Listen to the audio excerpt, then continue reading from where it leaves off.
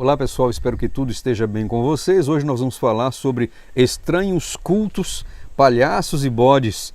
Nós temos observado que em algumas igrejas está havendo algumas mudanças e se nós não falarmos, se nós não tocarmos nesse assunto, a coisa poderá realmente debandar para pior. Um dia desses eu assisti no YouTube um culto que foi realizado dentro de um circo. E com direito a tudo, né? Com direito a palhaços, com direito a piadas, com direito a bailarina vestida de anjo com as pernas de fora. E eu realmente fiquei chocado, porque eu imagino que igreja é igreja e circo é circo.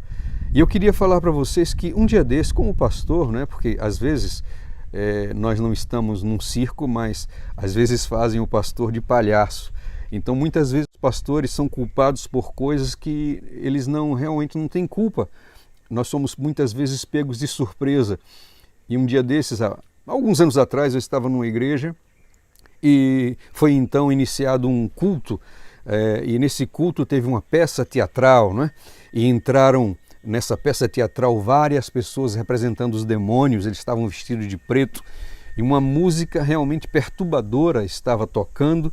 E essa cena foi uma cena realmente muito estranha. Os demônios tentando pegar uma jovem e no meio dessa confusão toda, Satanás entrou por uma pessoa representando Satanás, uma pessoa alta, de um bom porte e bem vestido.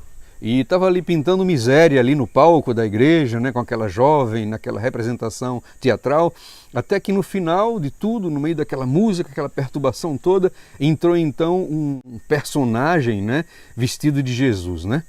E me chocou bastante, Jesus pequenininho, de pequeno porte, Satanás muito mais alto que ele, e no meio de toda essa palhaçada, as crianças assustadas, uma criança chorou muito, foi levada para fora da igreja, por causa da música, por causa do porte daquele que estava representando Satanás, não é?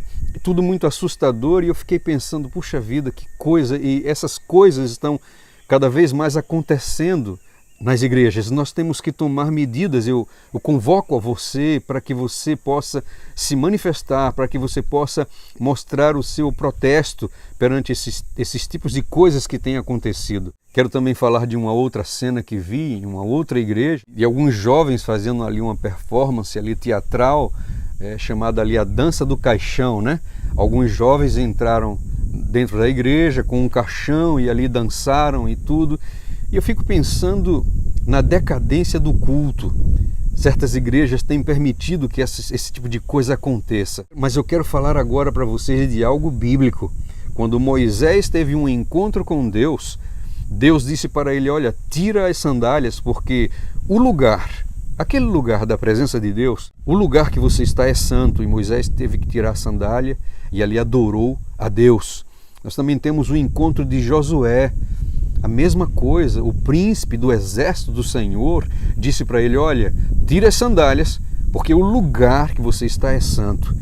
Sabe, meus queridos, quando os personagens bíblicos entravam na presença de Deus, como Isaías, por exemplo, ele gritou, ai de mim. Ezequiel também, ao adorar ali, ter aquela visão, Ezequiel caiu com o rosto em terra, porque estava na presença de Deus. Então, quando nós estamos reunidos, nós estamos adorando o grande Eu Sou, o Deus Todo-Poderoso. O Senhor Jesus disse, onde tiverem 2 ou 3 reunidos, eu estarei ali. Então ali está a presença de Deus. Eu creio que não é lugar para circo, eu creio que não é lugar para piada, eu creio que não é um lugar para sensualidade, porque, meus queridos, algumas mulheres casadas, algumas mulheres solteiras também, elas vão ali para frente da igreja fazer ali um serviço de culto, o serviço de louvor, e muitas com saias curtíssimas, e também em suas vidas no dia a dia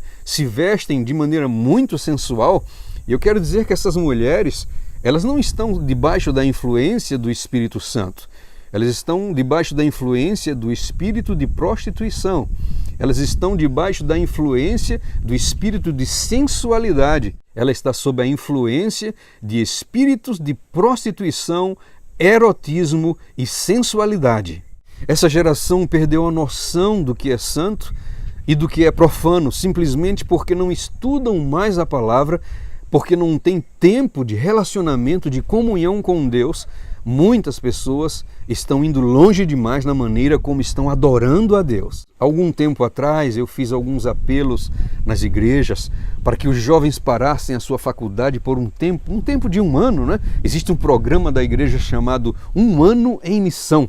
Eu fazia ali aquela convocação, eu orava a Deus, eu jejuava e eu fazia ali aquela convocação para que os jovens dedicassem um tempo para Deus, indo fazer missões, parando um pouco a faculdade ou o trabalho e dedicando 1 ano de missão para Deus.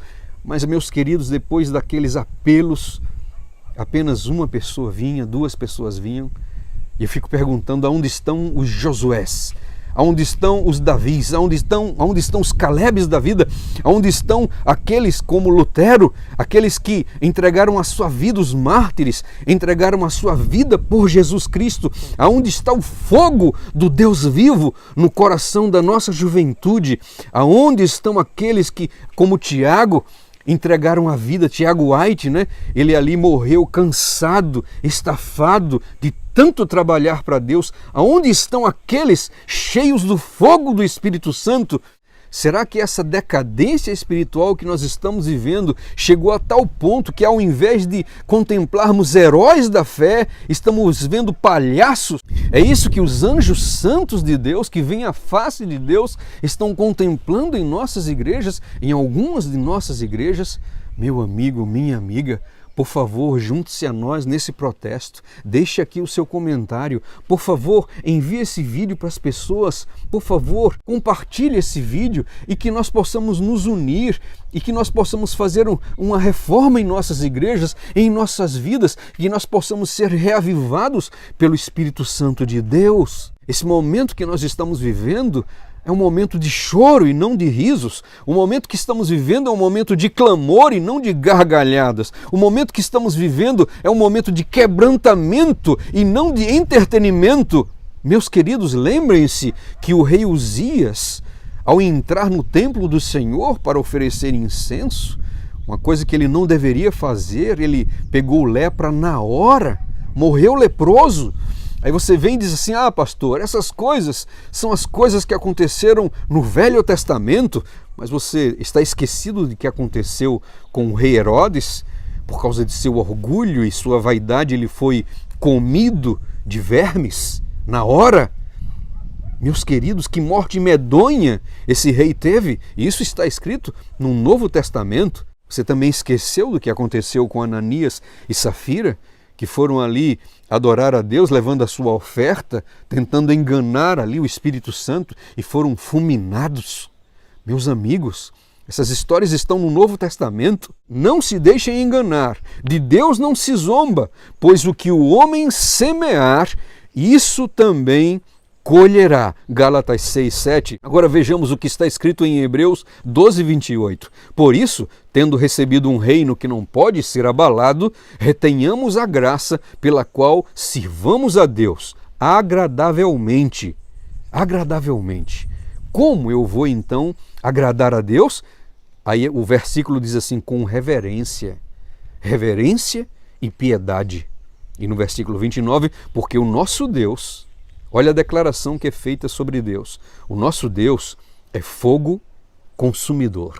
Você já imaginou uma mulher prestes a cometer um suicídio e ela entra ali para assistir a sua última mensagem, a última mensagem de sua vida, e entra ali e ela assiste ali palhaços contando piada? Você já imaginou um doente terminal desesperado por esperança e por cura e entra na igreja e ele se depara com os camaradas fazendo ali a dança do caixão? Você já imaginou um jovem na luta, viciado em pornografia, e ali ele entra na igreja em busca do poder de Deus, em busca de esperança, em busca de cura, e ele encontra ali algumas mulheres com as suas pernas aparecendo, com as suas minissaias ali na plataforma? Meu Deus, quando vamos acordar? Quando vamos clamar a Deus por misericórdia?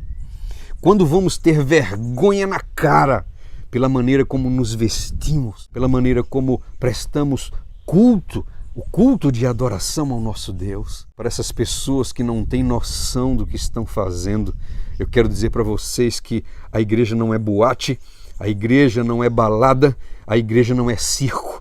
A igreja é um lugar de adoração ao Deus Supremo, Criador de todas as coisas, Senhor dos senhores, o Deus Todo-Poderoso. Meus queridos, abramos os olhos e entendamos que o momento que nós estamos vivendo é um momento solene, um momento que os índices de suicídio estão subindo cada dia mais, suicídios mesmo no meio de cristãos. O número de pastores que morreram de Covid, tanto na igreja adventista como em outras denominações, são milhares e milhares e milhares de pastores e ovelhas que morreram com essa pandemia. Meus amados, o que será preciso para abrir os nossos olhos? Estamos vendo aí que 70 tornados devastaram aproximadamente 5 estados americanos. O que mais precisa acontecer para mostrar para nós que os juízos de Deus estão caindo, que nós devemos levar a nossa vida espiritual de maneira séria, com reverência, com amor, com zelo? E no meio disso tudo que nós estamos vendo, pessoas praticamente desmaiando de terror pelas coisas que estão acontecendo, o que nós somos instruídos a fazer segundo a Bíblia, Joel 2,12, agora porém declara o Senhor, voltem-se para mim com oração e com jejum, com lamento e com pranto, rasguem o coração e não as vestes, voltem-se para o Senhor, para o seu Deus, porque Ele é misericordioso, Ele é compassivo, muito paciente, cheio de amor, Ele se arrepende e não envia desgraça. Talvez ele volte atrás, talvez ele se arrependa e ao passar deixe uma bênção. Toquem a trombeta em Sião, decretem santo jejum, convoquem uma assembleia sagrada, meus queridos, uma assembleia sagrada e não circo, e não dança de caixão, e não mulheres sensuais dentro da igreja que ministram perante o Senhor, não, mas uma assembleia solene. Reúnam o povo, convoquem uma assembleia, ajuntem os anciãos, reúnam as crianças, aquelas que mamam no peito, até os recém-casados devem deixar os seus aposentos, que os sacerdotes que ministram perante o Senhor, os sacerdotes, eles chorem entre o pórtico do templo e o altar, dizendo: poupa o teu povo, Senhor.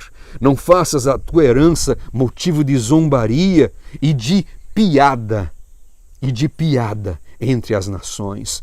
Porque se haveria de dizer entre os povos: onde está o Deus deles? Sim, meus amados, se nós tomarmos a devida postura de como devemos adorar o nosso Deus, então o que é que vai acontecer? Joel 2,19, o Senhor respondeu ao povo dizendo: eu enviarei o trigo, o vinho novo e o azeite, o suficiente para satisfazê-los plenamente. Olha, queridos, o trigo, uma representação aqui do pão da vida, Jesus Cristo, Deus nos enviando o seu Salvador, e também um vinho novo, a justiça de Cristo, a justiça pela fé em Jesus Cristo, e também o azeite, que é a promessa do Espírito Santo para nós. Nunca mais farei de vocês motivo de zombaria entre as nações. Então o Senhor mostrou zelo por sua terra e teve piedade do seu povo.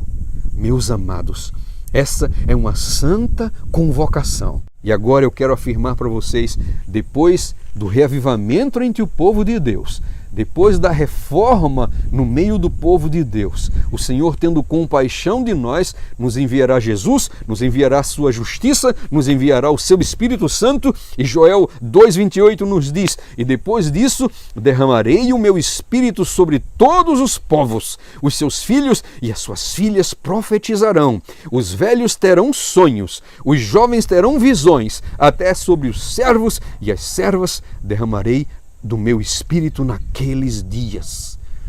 A chuva serôdia está vindo. Infelizmente, muitos que estão ouvindo esse vídeo não sabem nem mesmo o que é chuva serôdia.